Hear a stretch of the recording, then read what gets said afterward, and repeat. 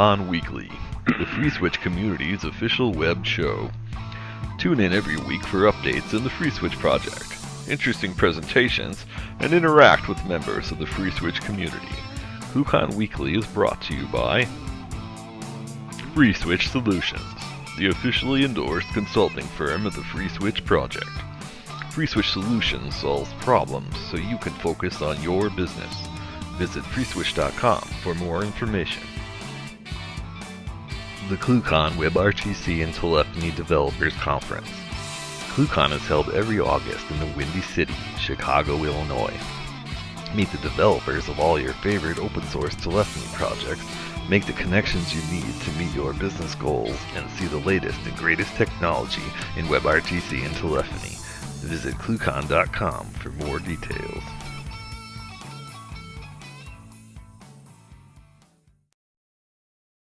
Alright guys, welcome to ClueCon Weekly. Today is May the 25th. This week we'll have Bernard and Shijun from Microsoft joining us. They're with the Edge team, and they'll be giving us an update on Microsoft Edge, ORTC, WebRTC, and all kinds of other fun stuff there. So stand by for that. I know we've got ClueCon coming up very, very soon, and I think Brian wants to drop us an update on that. As usual, our call for speakers is open. If you have a talk idea, I don't care if it's 1, 2, or 5 different talk ideas, submit them all. Let's pick the best of the best, get them all into us. I have to get those in by the middle of June. If you please get them submitted. If you need ideas or want to run anything by me, email marketing@cluecon.com and we can help you with that. Registration is open. Get registered sooner rather than later. That helps me with my counts, as usual. And if you guys have any questions about anything when it comes to ClueCon registration, don't hesitate to email marketing@cluecon.com. Don't forget to follow us on Twitter at ClueCon and at FreeSWITCH, and our Facebook pages, FreeSWITCH and ClueCon, for updates. That's pretty much it, Ken. Yeah, so any new sponsors that we want to talk about yet? I do. I have a new one, Green Key. We'll have an announcement on that one coming up. Kathleen is out this week, so I'm running behind on those announcements. But I'll get those announced. We'll get them on Twitter and on the website as soon as possible. Cool. So you guys check out ClueCon.com. And for you guys that are wondering what ClueCon's all about, let's just roll a little clip for you from years past real quick.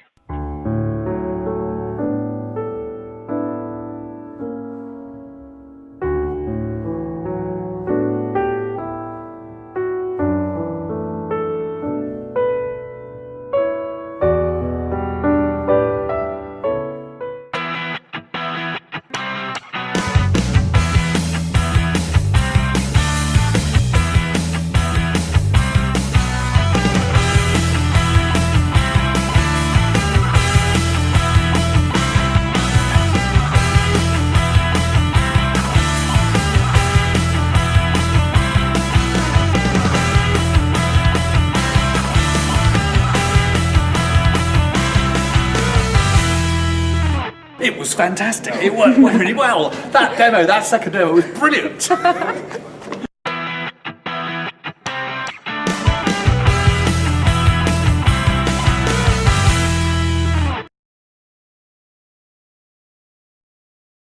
right, guys. Yeah, that's ClueCon. Join us every August. So registration's open, and for you corporate guys, you can go and use the buy now, pay later thing. Now we've got Mr. Bernard coming up here, and Shijun. How you doing this morning, Bernard? We're doing great. Hello, folks. Yeah, it'll auto start switching here once we start talking a little bit better. So we got Bernard and Shijun here from Microsoft. Bernard has been with Microsoft for quite a while, and Shijun there also, and they're with the Edge team and ORTC. So Bernard, Shijun, you guys want to introduce yourself a little bit and tell the group what we're talking about today? Sure. I'm Bernard Aboba and have been working on ORTC for quite a while, and we're going to be giving you a tour of the real-time communications platform in Microsoft Edge. talking about what's in it currently, what's coming in the next preview release, and hopefully get you all excited about writing software for Edge. And my name is Shijun. I've been with Microsoft for about 10 years. Right now working on the RTC in the Edge platform team. Just happy to be here and to answer questions from this community. And I would love to get some feedback as well. Yeah, cool. So, all right, Bernard, when you guys are ready, go ahead and take it away with the... Okay, can we get the slides up? Yes, we can. There we go. Great. So as we said, I'm Bernard Aboba, and with me is Shijun Sun. Together, we're going to be taking you on a tour of the Edge Real-Time Communications platform. This is an update of a talk that we did at the Edge Web Summit. And if you want to see the original talk, which includes a segment from Eric Lagaway explaining ORTC live from Hookflash, you can see it on Channel 9, Session ES 1608. So the Windows 10 platform is now available on more than 300 million devices, ranging from embedded devices to the Surface Hub. Developing real-time communications applications that run well on all these devices presents some significant challenges. When devices with widely varying capabilities and screen sizes are all participating in the same conference, for a good user experience, it's necessary to adapt the video received by each device to the available bandwidth, as well as the resolution and frame rate that each device can handle. To enable this, advanced video techniques known as simulcast and scalable video coding are used. The video streams are then selectively forwarded to the other participants by a centralized conferencing server known as a selective forwarding unit, or SFU. When the devices are mobile and moving between wireless networks, it's a challenge to maintain connectivity without glitches. And to enable developers to create applications that work well across a wide range of devices, as well as to simplify some basic tasks, Hookflash proposed the Object Real-Time Communications API, known as ORTC. ORTC was developed within the W3C ORTC community group with a specification co-authored by Hookflash, Microsoft, and Google. And since its introduction, the object model has also been incorporated into the WebRTC 1.0 API specification. It's in Section 5. And you can expect this to appear in WebRTC browsers over time. In fact, I think, at least partially, it's both in Firefox and Chrome now. So Eric Lagaway of Hookflash oversees the development of both object models as chair of the ORTC community group, as well as co-chair of the W3C WebRTC working group. And I am now an editor of both specs, both WebRTC 1.0 object model and the ORTC object model, to make sure they stay in sync. So in the Windows 10 November update, which is version 15.11, Edge provided support for real-time communications for the first time. This includes the Media Capture and Streams API, which enables capture of audio and video tracks, as well as ORTC, which enables the sending and receiving of real-time media.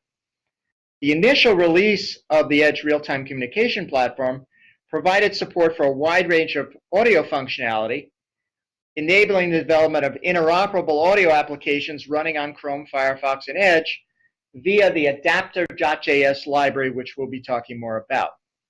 That initial release also supported sending and receiving video between Edge browsers or between Edge and Skype using the H.264UC codec, which provides built-in support for simulcast scalable video coding, as well as forward error correction, which is resilient against burst loss.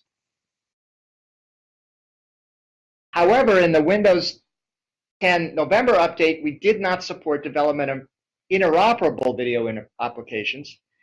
So to enable that today, we're announcing that support for H.264 AVC will go into preview, where it will be available as an experimental feature behind a flag. H.264 ABC is also available today in Firefox and Chrome Canary behind a flag. We've announced that support for the WebRTC 1.0 API has also gone into development, and we have begun development of support for DTLS 1.2 and elliptic curve cipher suites. We're also announcing development of support for use of remote audio streams with web audio and remote video streams within Canvas.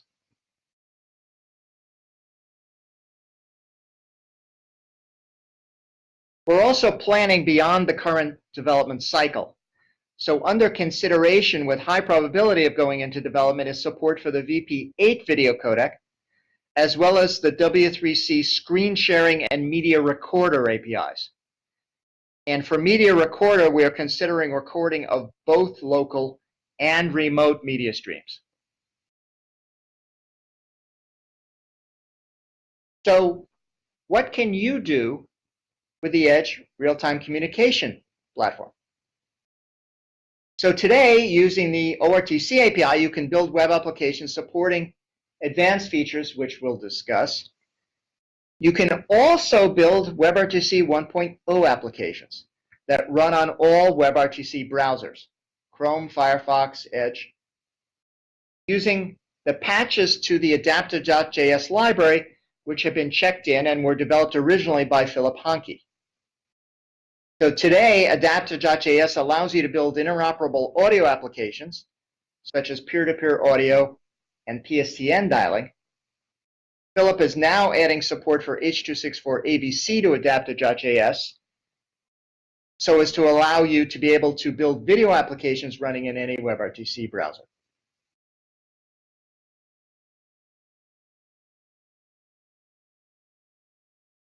So on the Edge test drive webpage, which is at dev.modern.ie/test drive, we have examples of both types of applications. Twilio has developed an application running on Chrome, Firefox, and Edge that lets you place a voice call from your browser to any phone number. They also did a talk about this and their experience developing it at the Edge Web Summit, and you can view that talk at the link on Channel 9, its event ES1611. Also, and yet has provided a simple WebRTC demo app that supports audio conferencing between Edge, Chrome, and Firefox using adaptive.js. We also have an ORTC API demo on the test drive page, which allows you to create an audio-video call between Edge browsers using the H.264 codec.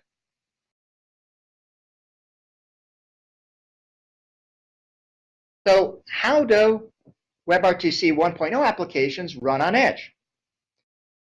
Since ORTC provides a superset of the functionality of WebRTC 1.0, you can do this via the adaptive.js library, thanks to the work of Philip Hanke. So as I mentioned today, adaptive.js allows you to write interoperable audio applications, and the IMTC is sponsoring Philip to extend adaptive.js to support H.264 ABC. And when that work is done, you should be able to run the sample video apps across browsers as well. So you can try them out yourself on the WebRTC 1.0 sample application page, which is shown above, and the WebRTC 1.0 test bed, which Fippo is working on, including H.264 ABC tests, is on GitHub under testbed in Fippo's repo. You can try these things out, and as I said, the audio apps should run today on Edge, and with a preview, we should see the H.264 apps also run cross-browser. So another app that you can try, which is written to the ORTC API, is plug-in free Skype for web. So we announced the preview of this on April 15th. And as you can see, when you run plug-in Skype for web, on Edge, it looks a lot like Skype does in the Rich client.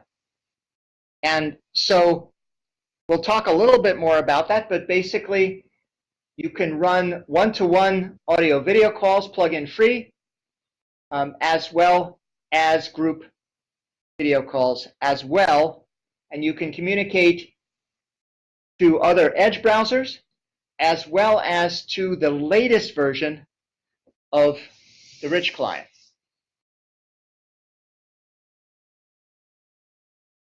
Now, a little bit about plugin free Skype for Web. It is based entirely on public ORTC APIs. So everything that was available to Skype in building plugin Skype for Web is available to you as a developer. And that includes access to the Silk codec and the H.264UC codecs, as well as every other codec in the system. You can also get access to advanced session telemetry, which is used by Skype, which gives you a good idea of how well the call went, as well as details on the effectiveness of forward error correction and statistics on burst loss. So in addition, I would mention that plugin free Skype for Web is under development on other WebRTC browsers as well, and we'll have more news for you as that moves along.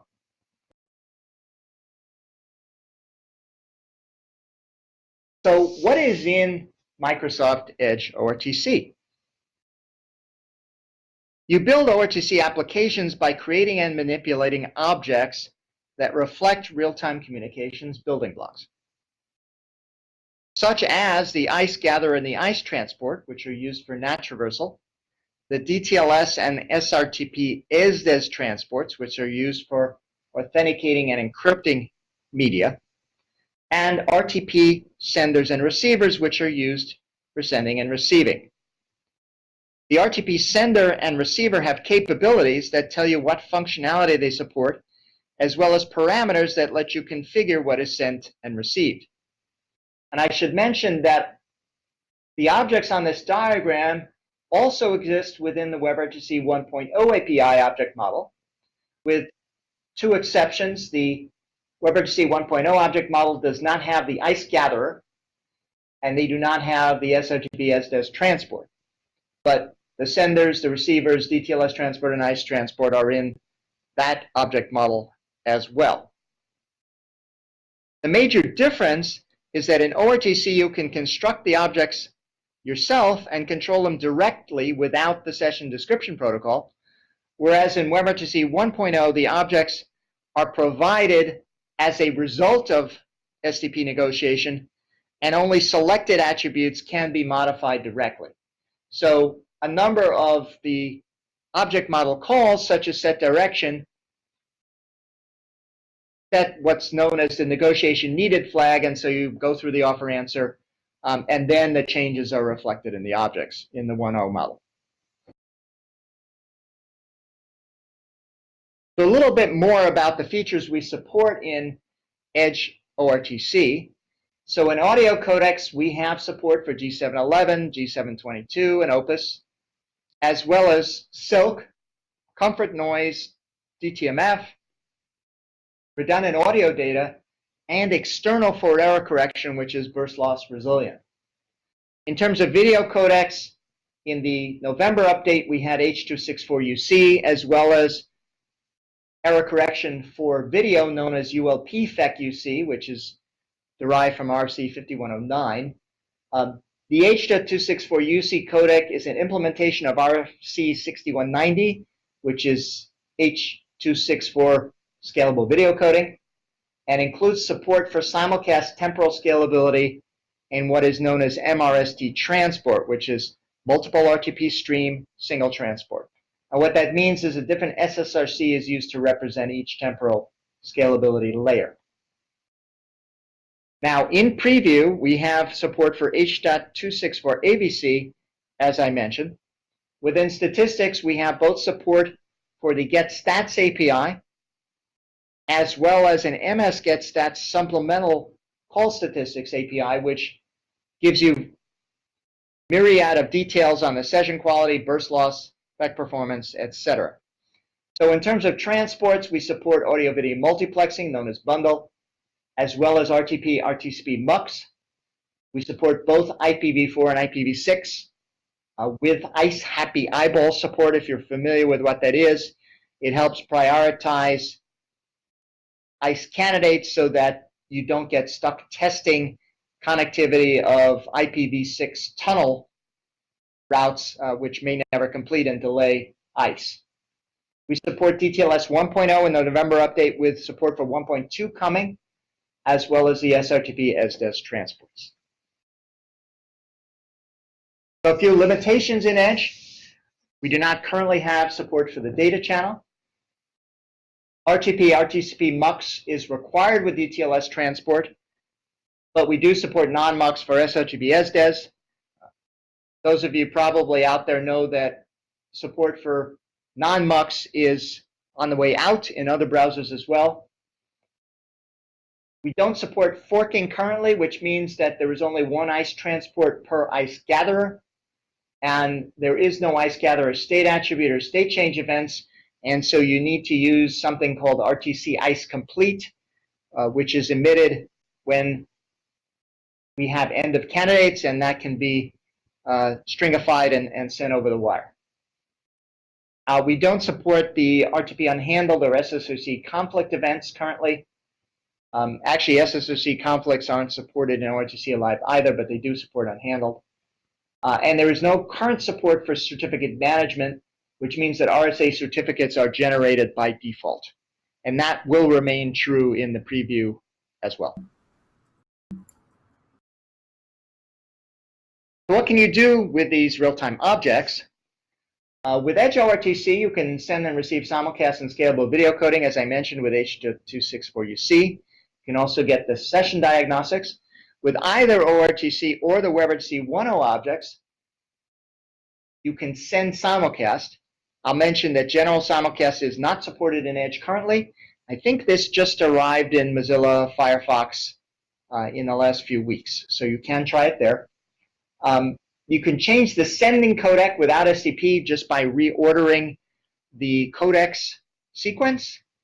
And in the case of WebRTC 1.0, you would do set parameters, and in the case of ORTC, you would call the send method. You can also enable and disable sending of media. That is via the active attribute in RTC encoding parameters, and this works in either WebRTC 1.0 or ORTC. You can change the camera source. That is done via the replace track method in WebRTC 1.0 or the set track method in ORTC. And you can obtain detailed status on the ICE and DTLS transports via the state attributes of those transports and the events associated with state transitions. And so you can get very detailed status on the essentially each of the M lines in your SDP, if you look at it that way, or the ICE transport or DTLS transport objects.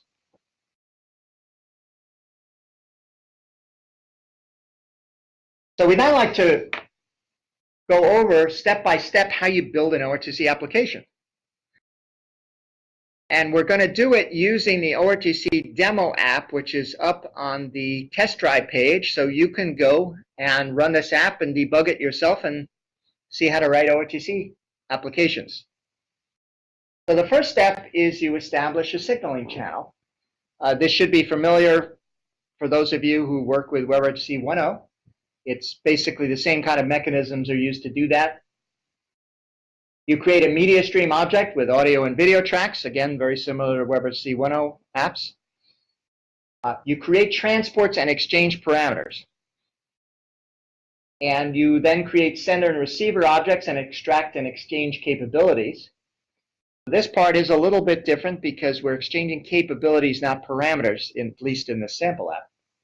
And then you start the ICE and DTLS transports and call the send and receive methods to get the media flowing.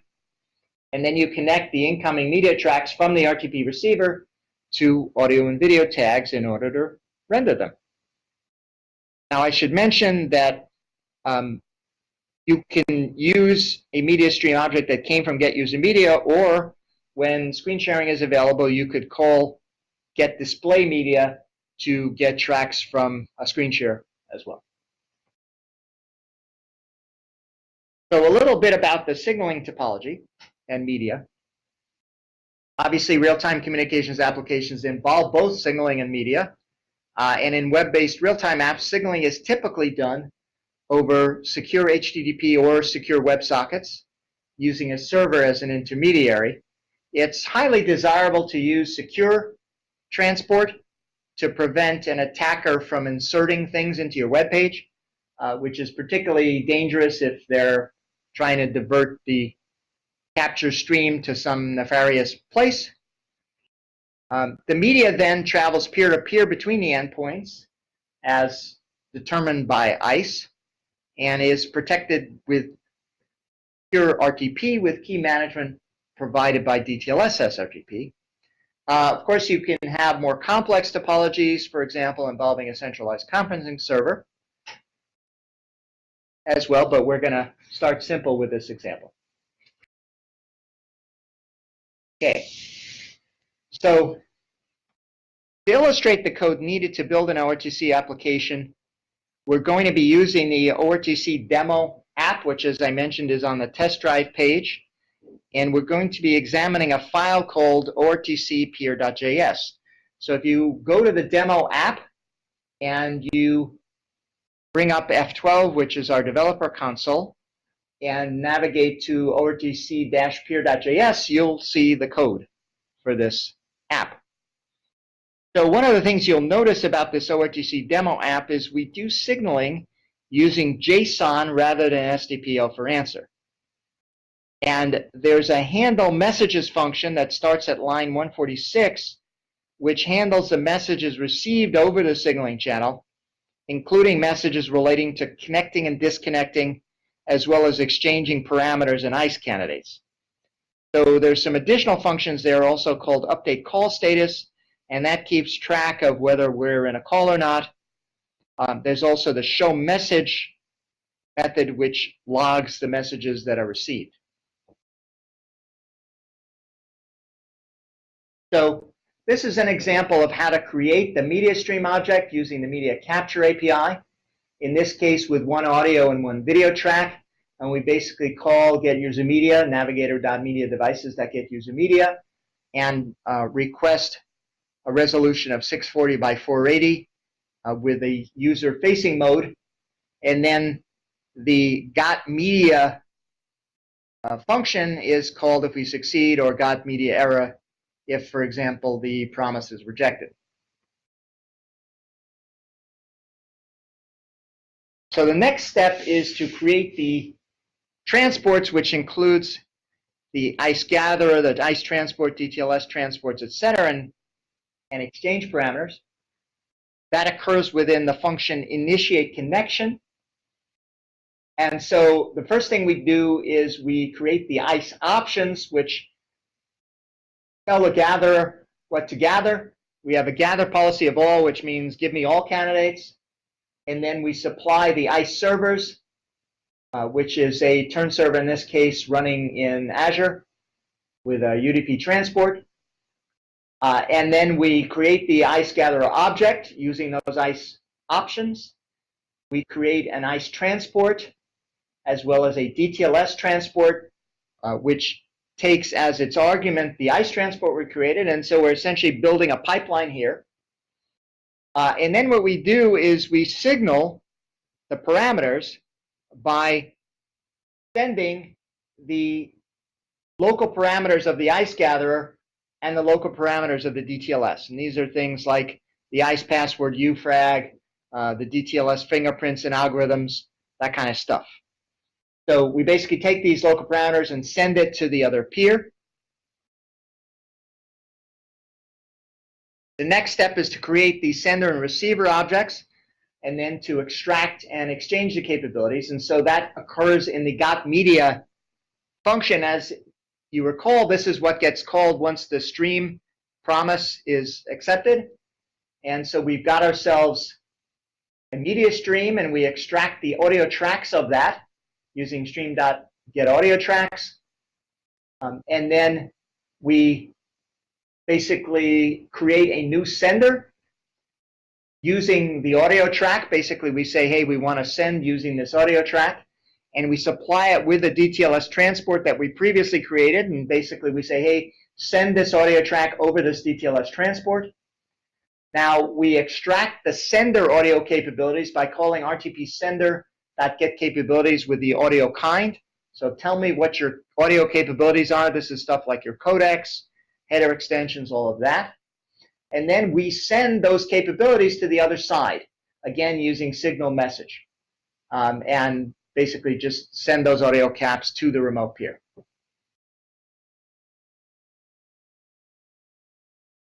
So now this is within the message handling function. And this is a segment of code which basically looks at the message coming in and says, hey,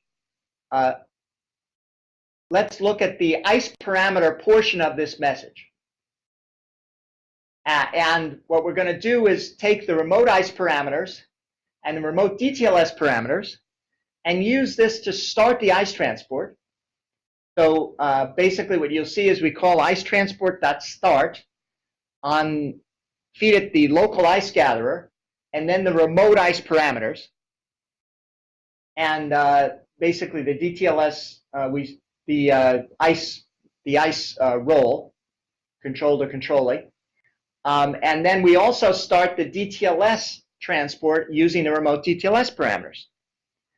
So we've now signaled, sent the other side the remote ICE, the local ICE and DTLS parameters. When it's received, they use it to start the ICE and DTLS transport, and they signal their parameters back to the original offerer, who then gets to start their own ICE and DTLS transport. Okay, so now we've got working ICE and DTLS transports, and we've also exchanged the capabilities of the audio senders and receivers. And so what do we do now? Well, we take the intersection of the local receive parameters and the remote send parameters in this function called myCaps to receive parameters. So we exchange capabilities, take the intersection, and derive the audio receive parameters. And then we basically use these to call the receive method. So we have an audio receiver which we created earlier, and we now call receiver.receive with those audio receive parameters, which are the intersection. And we'll do a similar thing with the audio send parameters. So now we basically take the intersection of the send audio capabilities and the remote receivers capabilities to derive the send parameters, and we call send based on that intersection, right? So at this point, we now have a functioning receiver because we called receive, and we have a functioning sender because we just called send, and now the media starts to flow. So that's basically all you need to write a simple ORTC application. And for more info, we have an Edge RTC roadmap, which basically tells you what we just told you in the beginning, but in more detail about exactly what we're going to be doing, probably for quite a while, because we promised a lot of stuff. And we also have a very detailed RTC platform Q&A, which answers, I'd say, probably the 50 most frequently asked questions that we get about Edge. And also there's the ORTC API specification, which you can go online and read. And also we have, of course, up on our own MSDN site, developer docs for Edge, and you can read all about that. And so at this point, we'd like to open it up for questions, but we will start off with a couple of the frequently asked questions that we'd like to get you all to understand, because we've been using some terms here like in preview, in development, and under consideration. And people ask us, what do you mean by that? What does it mean exactly? And if you go to the Edge platform status site, they use these terms. And so we'd like to explain to you what they mean. So under consideration means that a feature is on the backlog for implementation in a future release. And that comes with priorities, which have a meaning. So low means we're still evaluating the technology. There may be some very significant work that we still need to do in terms of writing the internal specification, or perhaps the W3C specification still needs work before it's done. There may be other foundational work features which we need to get done first, or additional community input on exactly how to do it. Medium means that a lot of those hurdles have been overcome so that we have everything we need and it's a matter of scheduling development for a future release. And high means basically we're going to begin development soon. By the way, you can vote for features that are under consideration. So if there's something you really want and you see it's under consideration, you say, hey, I want to get this thing done sooner, you can go vote for it and say, hey, please improve the priority. So in development means we have actual people who are writing code actively on the feature. They have names, you can go and talk to them, and they're doing real work. And in preview means that development work is now available for you, if you're in the Windows Insider program, to actually go play with. So it's been released into the preview program. The next question is, how can you obtain the Insider preview builds? Well, if you go to insider.windows.com, you can sign up for those builds. You can also try virtual machines or the upcoming Remote Edge as well. We should warn you, you probably shouldn't sign up for the Insider program on your production machine or something with all your tax returns, stuff like that. So set aside an extra machine that you could afford to have bugs on. And then you can get these preview builds and get all the features that we've been talking about as soon as they're stable. So the next question we get asked is, how do you submit bugs? And so now we just recently announced at the Edge Web Summit that we have a platform issue site. I don't know, Shijun, if you want to say other words about how people ought to submit bugs. Basically, that will be the right interface for you to submit bugs, and internally we will triage that as much as possible and provide feedback. And you can choose to have the bug visible to the public space, and our comment and feedback will also be available to the general public.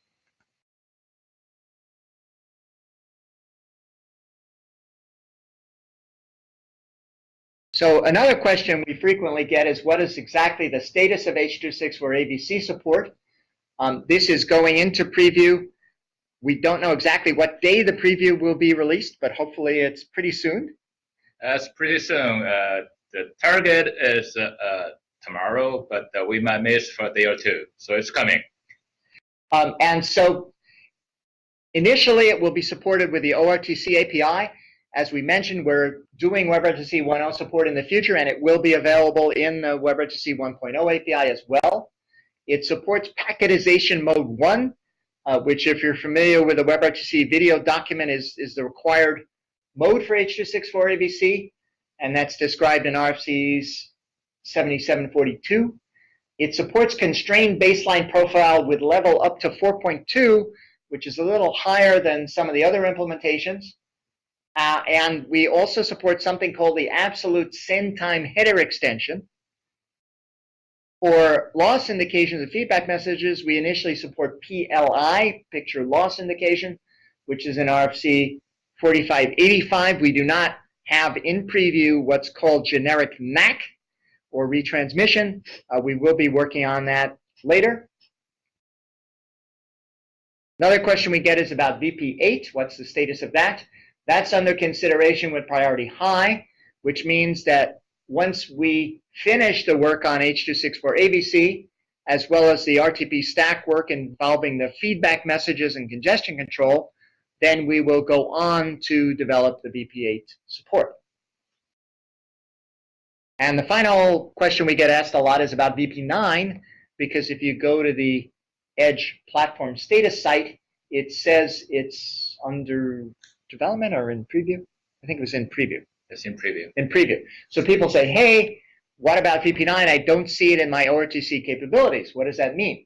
Well, so we changed the feature to make it clear exactly what it is, and it's now called VP9 Video Playback. And so that's available in Windows Insider Preview builds for 14291 and later. And it means that Edge can play back VP9 video with the HTML5 video tag, but it is not supported within the Edge RTC platform because we do not have an encoder. We only have a decoder. And so that's what that is. And so VP9 is not there in ORTC, but H.264 ABC is available in the preview. And as we said, we're going to be working on VP8. So we'd like to now open it up to your questions. And hopefully we've covered some of the basics. Yeah, I think you guys covered a lot today, and I want to say thanks for coming out. So it's always good to get guys that are actually working on the browsers to come in and chat with us. So does anybody have any questions for Bernard or Shijun right now?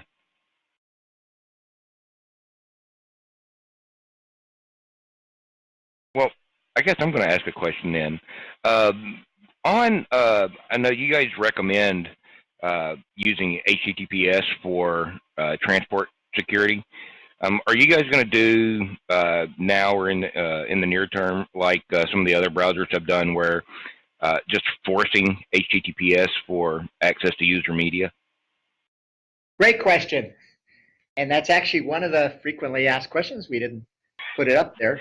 But we currently allow both HTTP and HTTPS origins to access the capture devices. Although we apply more restricted user permission rules in the HTTP case, we're tracking usage of the API, and when the majority of the websites have migrated to HTTPS, we will consider making a change. But as of now, we basically do allow HTTP, and we recognize the danger that could have, and that people could insert links and divert your media streams. I don't know, Shijun, if you have a comment. Yeah, and going forward, as one example, we plan to support permanent permission for their user media, and then that will be only for HTTPS. So there are things like that we're going to do going forward to say we're going to prefer more HTTPS, but not HTTP. Cool. Cool.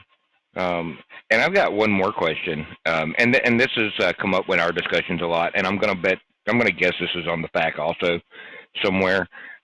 We've seen a lot with WebRTC and ICE and the availability of the browser to transmit, what interfaces, what IP interfaces it's able to see for ICE.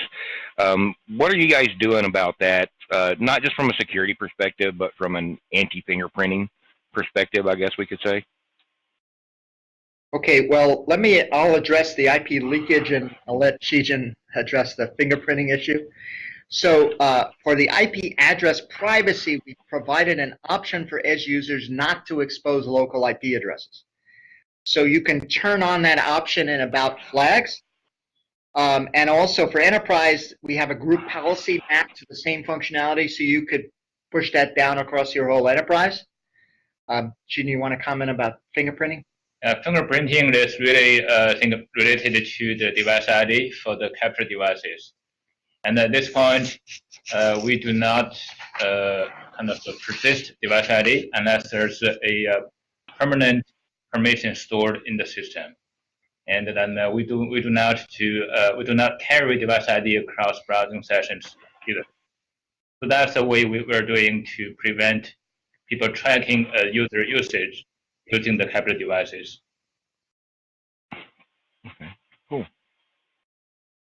Yeah, so I noticed on the FAQ here, and thanks for the early preview on that, Bernard and Shijun, that you guys, it looks like you guys have put a lot of thought into how to prevent the leakage on some of that information, where it may not be completely there today for obvious, for usability reasons, obviously.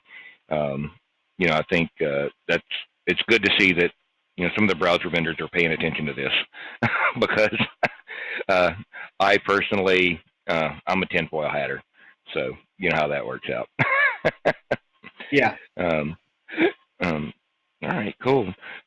Now, I have been using Edge some, and I have not quite yet. Actually use it for audio and video. What is there a timeline? I know you guys haven't really said until we can do the full H.264 video in there bidirectionally. And I know you kind of touched on that, but I want to be clear on that a little bit. The H.264 ABC feature will be available in preview. So that's, as Shijun said, we're hoping to get that out sometime this week or in the very near future. So that will be bidirectional. It's send and receive. It's fully integrated into the ORTC API. And as I mentioned, Philip Honke is working on adapter.js support for that. So if you want to program that using the 1.0 API, you should be able to do that as well. So in terms of when it gets released, that depends a lot on the feedback. Right? If there are lots of bugs and things like that, we're obviously going to fix the bugs and not, force the feature out before it's done. And then the reason we wanted to push out the preview is to make sure developers can get hands on this and then try to test it with other browsers. And then based on the feedback, as Bernard mentioned, we can fix our bugs. Yeah, and I mentioned also because H.264 ABC is at a fairly early stage in all browsers, we didn't want to do this prematurely because we still have a lot of testing to do. The Chrome implementation is still in Canary. And I should also mention, to get a good video experience, there's a lot of things you need more than just H.264 ABC. You need congestion control, which is like support for the REMBI messages and the retransmission and the generic TAC. So it's really kind of an ongoing thing. And we mentioned in the FAQ a lot of the features that we're going to be working on next, but all of that is kind of part of the user experience. So it's quite a substantial amount of work. People think it's just the codec. That's actually a very tiny portion of the whole thing. We've had the encoder and decoder in the system for a lot of months. Yeah, so basically in the preview, we have only a basic kind of functionality for the 264 ABC video, and the advanced features are coming. We're still coding on that. For example, REMBI and then other FAQ functionality that Bernard mentioned. Yeah. So we basically want to get people using it and understand if there's some issues or bugs that we haven't thought about. Get the basic video interop up. Get the the WebRTC 1.0 support there and all that, and hopefully begin to engage the developer community. Yeah, definitely. Yeah. Now, speaking of media, there's one other question. So, as part of the FreeSWITCH team, we've done a fair bit of work on our MCU for doing things like stereo Opus. What's currently you guys' status with stereo Opus? Yeah. So currently we only support mono. So if you look in the get capabilities, you'll see channels of only one. And some other limitations of Opus is we currently don't support the Opus internal FEC, or what's called the discontinuous operation mode, DTX. We do support external forward error correction with Opus, which is actually quite a bit better than the Opus internal FEC, but not interoperable. And we do support comfort noise, so you can do that. So there are some features missing from the Opus implementation currently. Are you guys is stereo anywhere on the roadmap? At this point, we don't have a plan for that. Yeah, maybe that would be something we put under consideration. That's right. To let people vote and tell us what the priority ought to be. Well, I won't mention any names, but we were actually testing yesterday and watching a movie via the MCU, and with stereo, it comes through quite well. So there's a use case for you guys. Good to know. Yeah. All right, guys. Anybody else have questions for Bernard or Shijun? I would like to address one, if there aren't another question, which is we get a lot of questions lately about this ECDSA support. So there's this transition going on, and I think people are beginning to understand how big a deal it is. It's from the DTLS 1.0 to 1.2. It's occurring not only in Edge, but also in other browsers as well. And it's a little bit of a tricky thing because it isn't just an upgrade in DTLS. It's coming along with changes in the cipher suites. So you're seeing, for example, support for elliptic curve cipher suites and also ECDSA certs.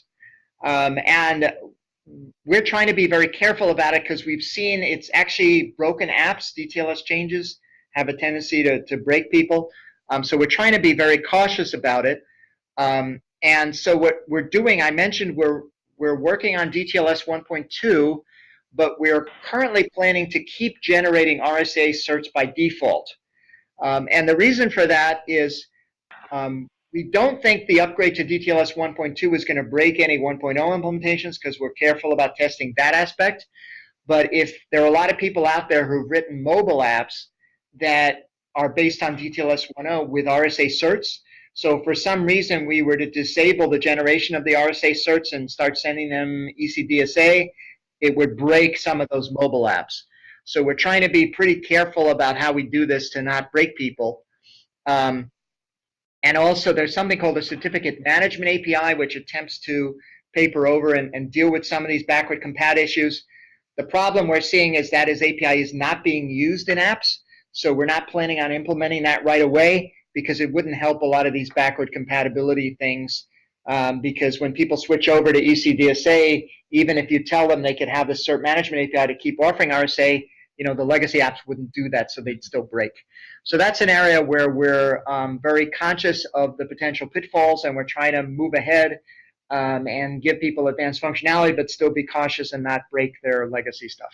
Yeah, so feedback from this community group in that area are going to be very helpful for us to make the decision. Yeah, so this is a pretty tricky one. Mm-hmm. We're trying to do the right thing, but the backward compat issues are kind of tricky. Yeah, yeah, they always are. Let's see here. I am trying to think if I've got any more questions for you guys, but I think I'm running out here. Brian, Mike, anybody else have questions for Bernard or for Shijun?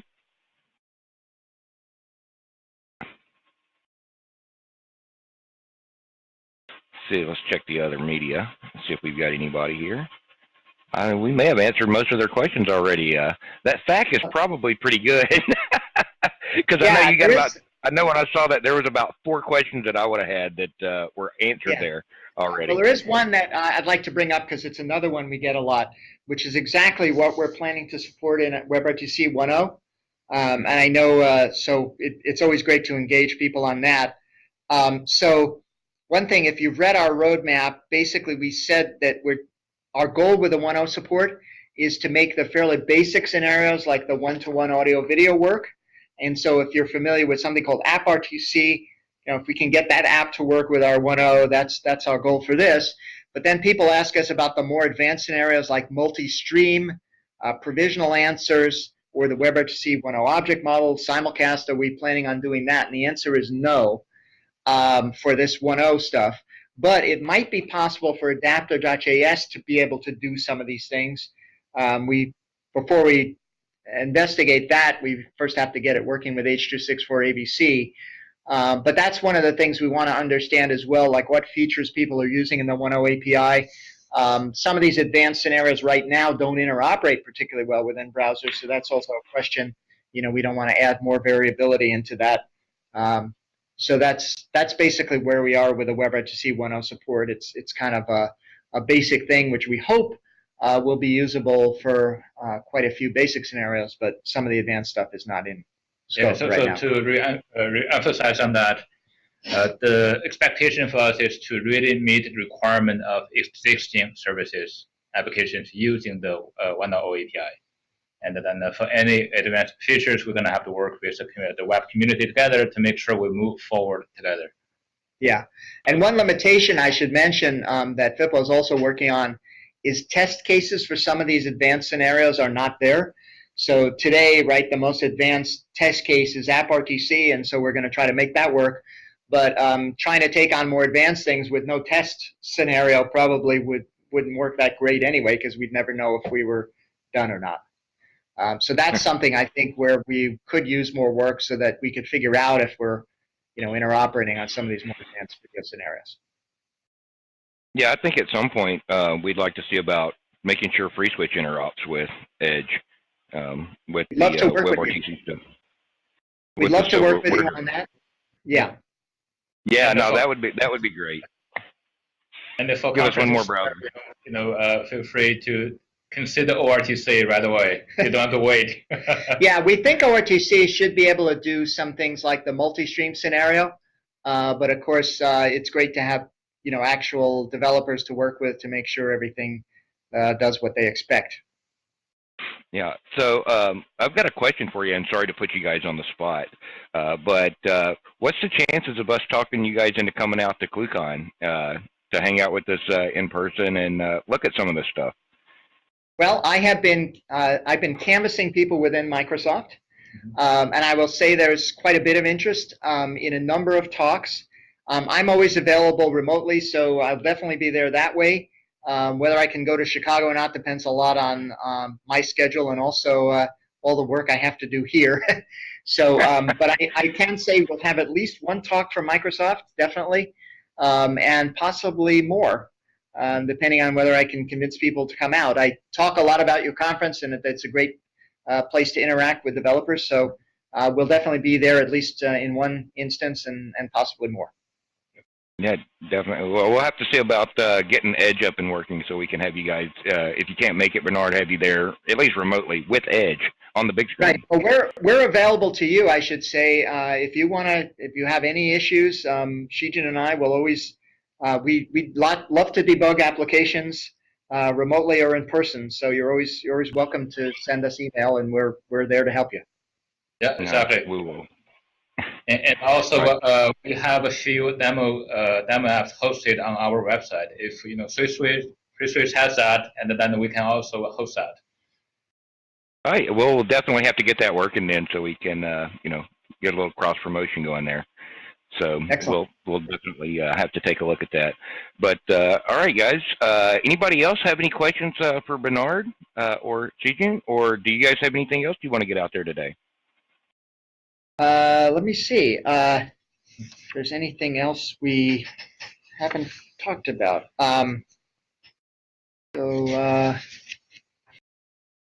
Yeah, so just a few little things that we get, some questions we get about resilience. So resilience is kind of an interesting topic because there's a lot of ways of doing it. And so typical things we get asked about is retransmission, flexible FEC, and something called ULP FEC. Today, for example, Chrome supports Red plus ULP FEC, and that is under consideration with medium probability. We're not currently looking at considering flexible FEC, which is a future forward error correction method that supports better burst resilience, but it's not finished in the spec. We do support redundant audio data with audio, which I think is unique among WebRTC browsers, because I think Chrome only does it with video. But the problem with that is because other browsers don't support it, we don't know if it interoperates, particularly with something like Opus. So people have feedback on that, it would be useful. But that's where we are currently. And as I mentioned, we also have our proprietary external FEC, which you can use with both video and audio, but it doesn't interoperate. So that's a little bit of a complicated subject. It's one of the things Shijun mentioned. We're going to be getting to interoperable resilience with the retransmission and the Red plus ULP FEC, but that's kind of on the roadmap. Yeah, eventually getting all these things to work together, the interoperable video and the interoperable resilience is going to be an interesting challenge. Yeah, I can imagine. So I know Anthony spent many late hours making FreeSWITCH work with WebRTC. So, and I witnessed some of that, so it can be quite interesting there. So yeah. I appreciate the hard work. Shijun, did you have something else? I'm sorry. Go ahead, Bernard. Yeah, so that's, I think, one reason we'd love to have FreeSWITCH working with Edge, so we can, look at all that stuff and make sure it all works well. Yep. And just as one more thing, if you folks wanted to get access to our private build, and we can set up business contract, and then you guys are welcome to come over to Redmond to work together with us. That's to everyone in the community. Yeah, that would be real interesting there. So yeah, I'm sure we have to have some. Are a little less stable in the preview, so you got to have a little bit of patience. One other thing I should just mention is people ask us a lot about the turn support.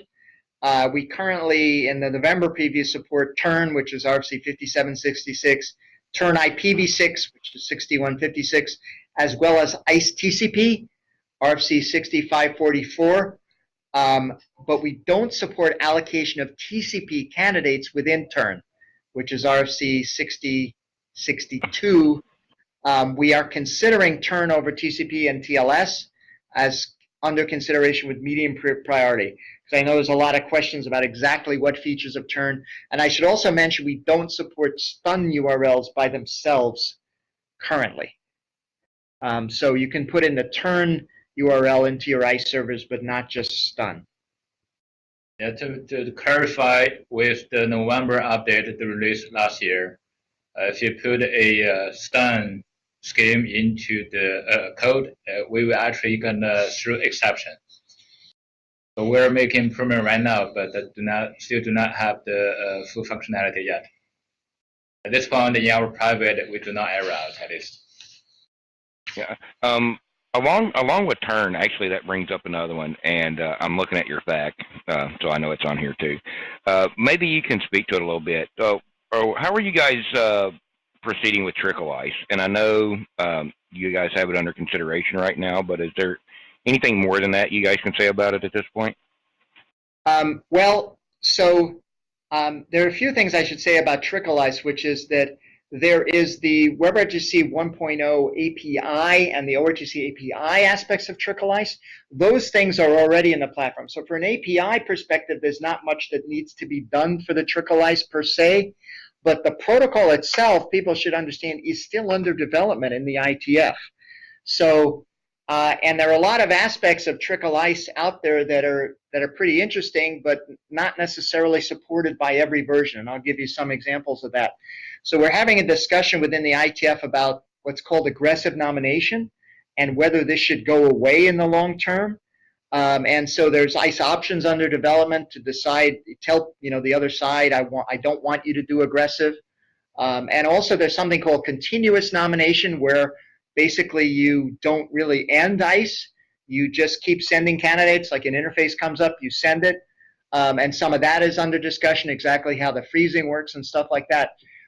So that's a situation where the protocols are still under development. I think you had Robin out a few weeks ago, and he has an experimental implementation of ICE with all of the new bells and whistles out there in ORTC Live.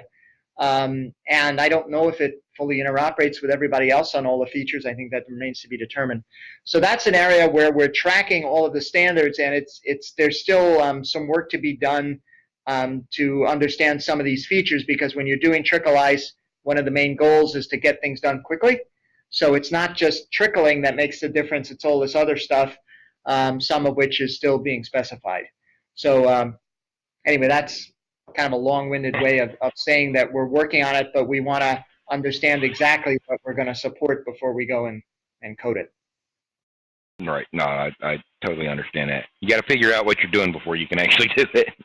Yeah, I should also mention there's a feature that's in ORTC Live called Mobile Turn, which is actually pretty interesting, where you can move between one interface and another without reallocating turn candidates.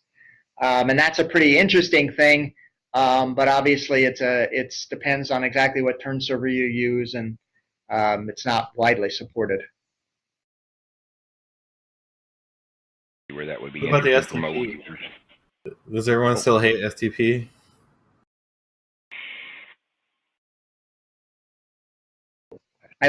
We missed the question. I said, what about STP? There's seems to be a hatred for STP in the ORTC. Is that still happening? SCTP? No, SDP.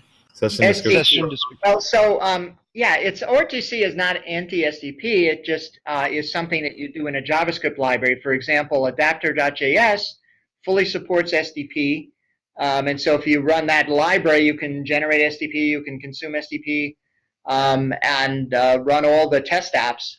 But it's just something that in ORTC you don't need it. Of course, in our WebRTC 1.0 implementation, we will have it.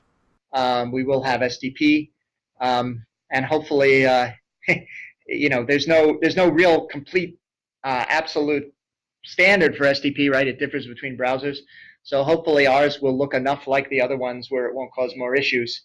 But adapter.js does give it to you. If you want to use, generate STP in the ORTC API, you can have as much STP as you want. But does extracting the STP from the deeper code cause new kinds of negotiation conflicts? Well, it's actually kind of interesting. If you look at the adapter.js code, like you can actually open it up, and I gave you the GitHub link, and actually look at how FIPO does the STP. And the irony is it's remarkably small. So generating and receiving the STP on top of ORTC actually does not take that much code, which is really kind of a shock to all of us who did the code review. We're thinking, wow, how can he do all this stuff? And the answer is that, ironically, not having any STP actually makes the code smaller because you don't have to parse the STP and refactor it. So all that code just disappeared, and it actually turned out to not be that big a deal. Now, having said that, of course, the original goal of adapter.js was just kind of the app RTC scenario, and that's what we're trying to achieve with our H.264 ABC. We'll kind of be happy if app RTC runs with a single audio and video stream. In the simulcast case and the multi-stream, it's a lot more complicated. So I think basically the jury is still out in those cases. But in the simple audio video, not having STP wasn't that big a deal. Of course, the STP for that simple scenario isn't that complicated anyway. But yeah, the reason I worry about it is that since FreeSWITCH is a multi-protocol platform, we have the same media engine also works on SIP, which is why there's a commonality there. So our code's based on STP right now for that reason. And SIP is a lot more strict about like how you negotiate codecs and things. And I think WebRTC is kind of more Wild West about it. Like it's, I'll just tell you all the stuff I can do and you tell me and we'll just do whatever we want and you should be able to do it. Where SIP has been mostly like rules. Like I'm going to give you exactly what I want to be able to do. And then the other side has a little bit of power by taking some of that away. And then you actually negotiate at the end, like things that you're going to do. So I guess at least we'll have the power to simulate that in the end. And that's what I care about the most, I think, because otherwise we'll have to change FreeSWITCH a lot. And other than that, like, is there any new way to negotiate those protocols, like, other than an STP? Well, so a couple of things. First of all, I think it'll be interesting to work with you on your FreeSWITCH support, both in the 1.0 API that we're going to do native, as well as in the adapter.js, and see which one works better and what the issues are on each of those, to kind of explore that and kind of understand what the benefits and cons are on that. As to your second question, which is the alternatives, basically the alternative is kind of what we showed in that simple example, which is to just send everything with JSON. And it's basically a little different conceptually than STP, because what you're doing is essentially sending capabilities and not parameters. So STP is, when you break it down, right, a bunch of it is capabilities like your codecs, but a bunch of it is actually parameters of what you're going to send, like your SRTP, SDES keys, and stuff like that. So it's kind of this weird mixture. And it is just, it harkens back to the days, if you remember H.323, where you actually did a capability exchange. So there are varieties of signaling that you can do with ORTC that kind of harken back to simpler times. And so you can do that as well. Obviously you don't have to. You could do STP, but it's if you're writing an app, I think from scratch, those are some of the things you might consider. But again, we're not asking FreeSWITCH to change all your code. In fact, I would say if you had to do that, that would be an indication of an issue that we probably need to fix. Yeah, and I guess I'll just remain the spokesman for that, so I'll bounce things off you. Because like I noticed you said you didn't do any of the Opus FEC or anything yet. I think once you start working on those things, you're going to realize more where this comes into play, because you have to send FMTPs back and forth, because the Opus was kind of designing everything around being used over SIP. So like, there's a certain notion of how you communicate things, and I'm not a really big proponent for keeping it that way if there was a newer, better way, because I've cursed STP 1,000 times too. I just worry about like suddenly having negotiation capabilities and stuff swept out from under us, because doing things in the wild are different than in academic research. So once you start actually communicating with stuff, we have battle scars on our code too, and like, so we should probably work pretty closely on it to make sure that doesn't get lost in translation somewhere. Yeah, like in theory, ORTC does have both capabilities and parameters, right? And so you should be able to set and discover the capabilities of things like you would in SDP and set them. We do have some weaknesses in Edge in that regard. And some of those may be exposed in the H.264 ABC implementation. We'll have to see. Because currently, you know, basically a lot of the stuff is kind of on by default, like things like the level and stuff like that. But yeah, so we'll have to test and see how well all that stuff works. Yeah, so maybe one thing you folks can help us is to try Adapter.js with audio scenario using the existing ORTC support. And then if there's anything not working or anything suboptimal, we would like to get that feedback. Yes, we can probably do that. We have our own kind of equivalents of that we made ourselves that we probably should switch to the official one since everyone seems to agree on that same code base. But that way it'd actually be better. So we might work on that. Yeah, or at least have a look at it to see what's there. There are a few things that were some shortcuts were taken in Adapter.js that might end up biting us on the video front, like some of the SSOC stuff is a little bit kludgy. But anyway, at least you're having a look at it, I think could help maybe clean it up and make sure that it's done the right way for video. Because of course video is a lot trickier than audio in many ways. Yeah, even now, in order to achieve stereo, we have to, there's no actual API to request stereo. You have to hack the STP before it gets delivered. So even when you take the STP that you're given by the browser, we just hack it to say stereo in it. And then if the browser sees the stereo STP, it'll parse it, but it won't generate one. So that's been that way for a few years now. And the same way as on Firefox copied the same technique. So now we have a work on both. Yeah, that's actually interesting because we just had a discussion about whether STP hacking would be part of the WebRTC 1.0 standard. And the claim was that everything that you needed for hacking was in the 1.0 object model. But now that you mention this, I think that's not true because num channels, I don't think, is changeable in set parameters. So I think we may have a bug here. It's actually more messed up than that because STP for Opus is supposed to always say 2 channels, and then you add in STP the stereo thing, which is a whole other nightmare. Yeah, the stereo isn't expressed the way it is anywhere else. It's an FMTP parameter, actually. Right. And it's quite fun. And like, Opus is very flexible, and it doesn't really care about traditional STP either, but they do support it, and the FMTP is kind of like their little adapter into the library instead of trying to do anything special. And they try and negotiate over the air basically once they're communicating too. So it's kind of interesting. You can set it up with like dual encoders or single encoder, and you can send stereo 1 or 2 channels, and they kind of just figure it out. And the decoder never needs any parameters. The encoder needs them all. And that's kind of how they do it. Yeah, so I remember talking with Robin also about how he did Opus support in ORTC Live, and he encountered a bunch of these things. So actually it would be interesting to see how he ends up dealing with a lot of this, what you just described, and when, in fact, whether that works in ORTC Live or not. You had mentioned that you guys haven't done generic NAC yet. I will say that far more than Red, the NAC support does a great job at handling loss. Red, I actually, every time we've looked at it, looks like it doesn't actually have any real benefits. And may actually degrade quality because if your scenario is loss due to congestion, then having more packets isn't going to help you very much. If it might so you're be talking because about there's a fault different audio scenario. So wait a second, just let me make sure. Are you talking about generic NAC for audio or for video? We've only used it for video.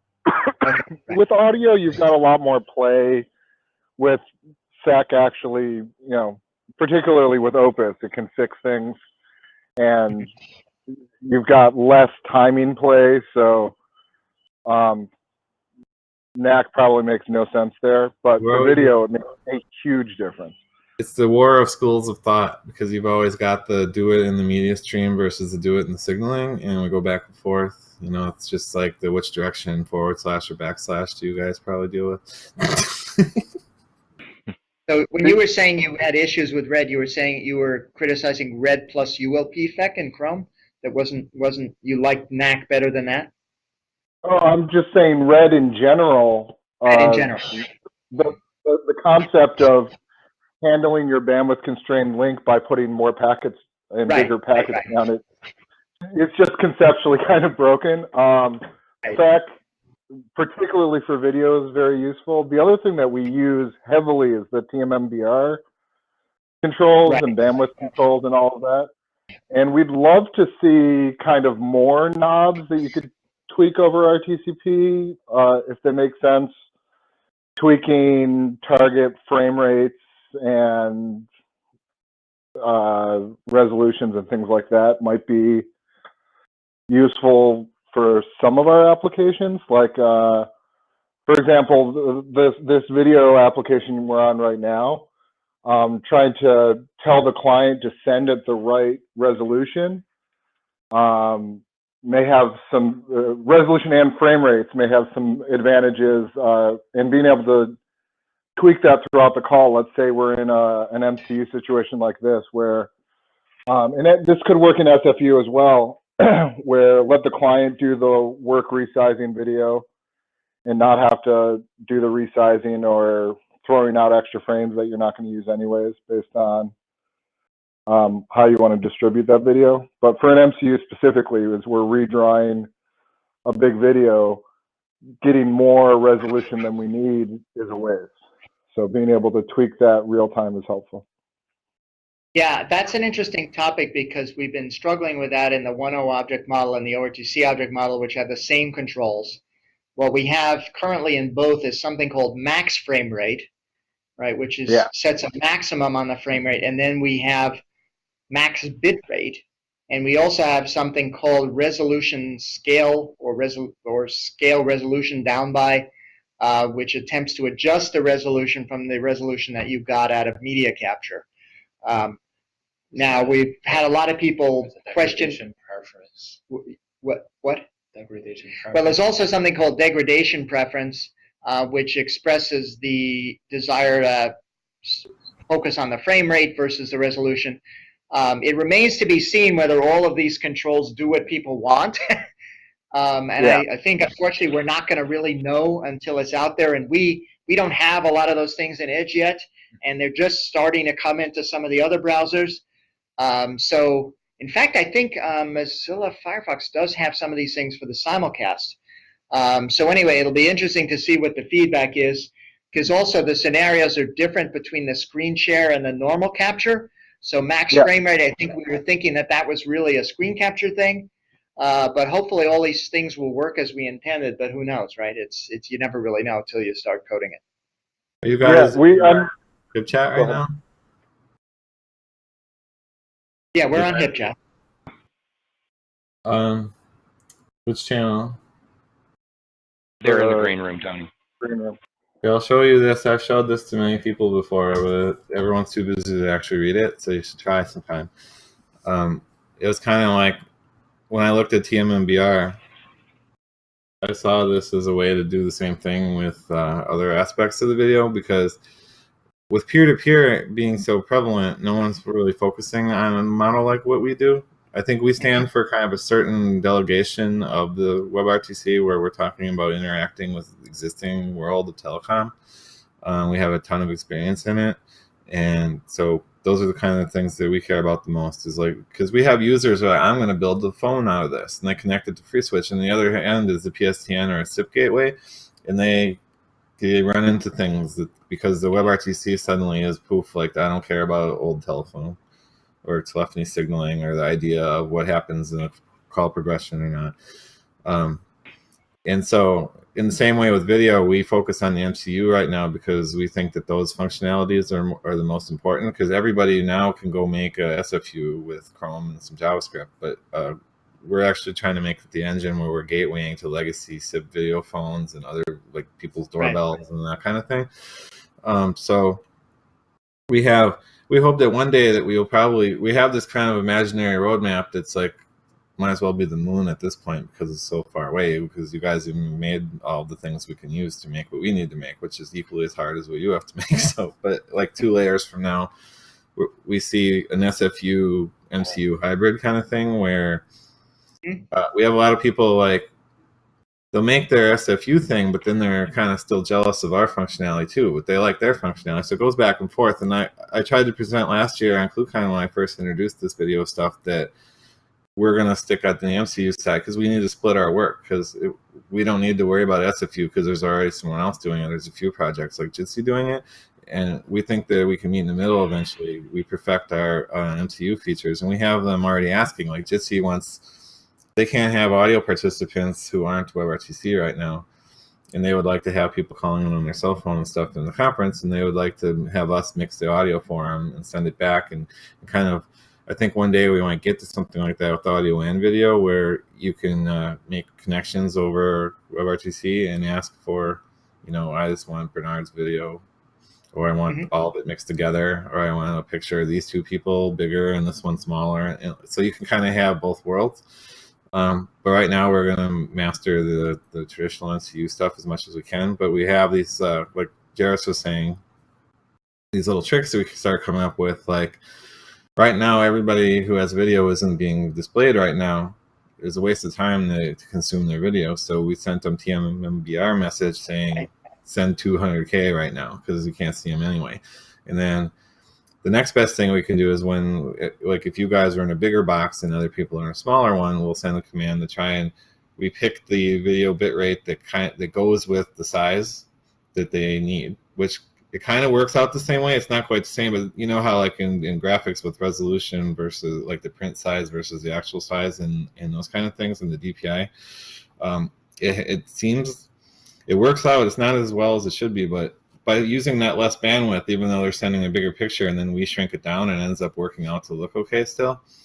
But even better with the thing that I pasted in the chat room is an extension to start controlling more things. Like instead of telling the browser to send a certain bit rate, I want to tell them a certain frame rate also, and tell them a different size. Like shrink your video you're sending me to be this, like Ken's in a little box, so send me a little box. Like don't send me a big box.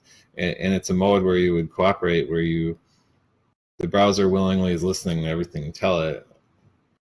Probably could be used for evil if you're not careful. So it's like, at least in terms of how it's distributing the video and whatnot. So I made this up, which I'm not really an expert at making RCs because I usually spend my time cursing them. Well, there was a discussion in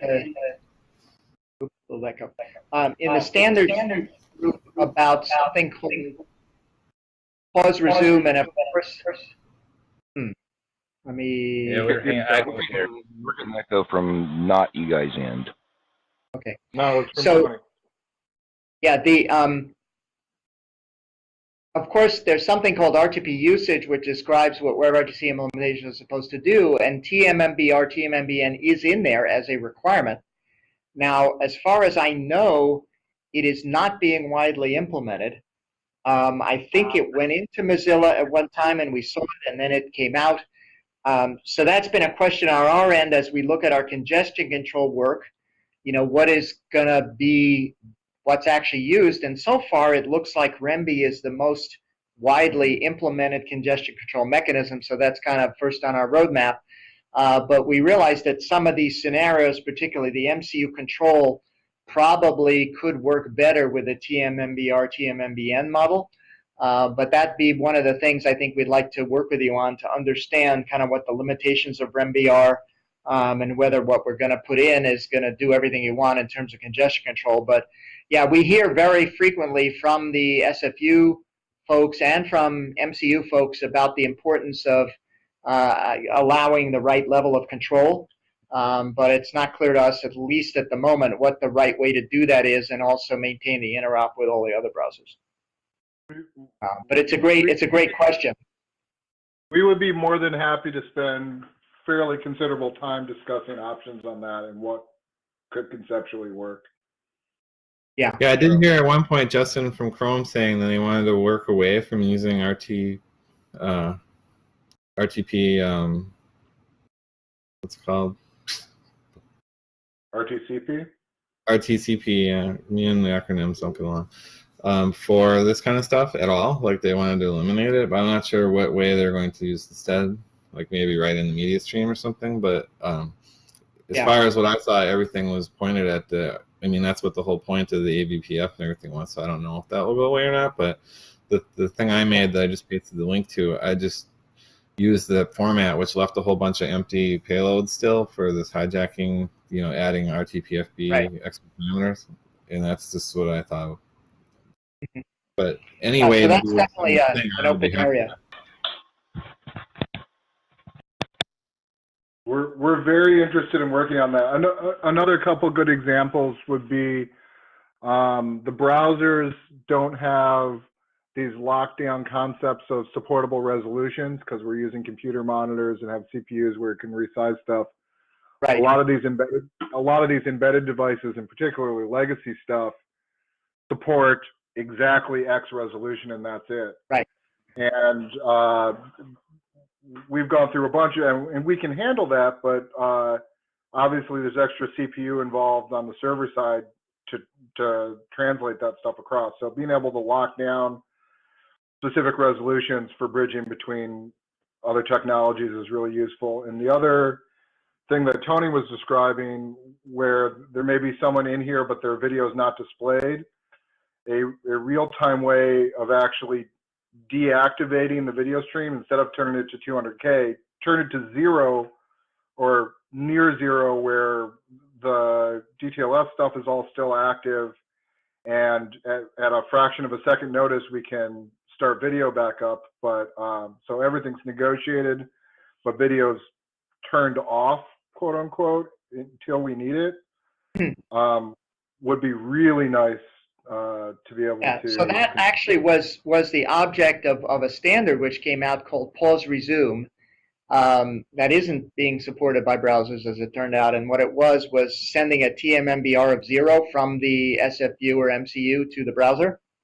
And that was kind of the model where the MCU could essentially turn off a video stream or a layer in the case of temporal scaling by just addressing it at an SSRC. So that standard was developed, and it requires kind of support for TMMBR, TMMBN. Unfortunately, it did have IPR, which I think turned off people as to supporting it. So that's kind of where we are.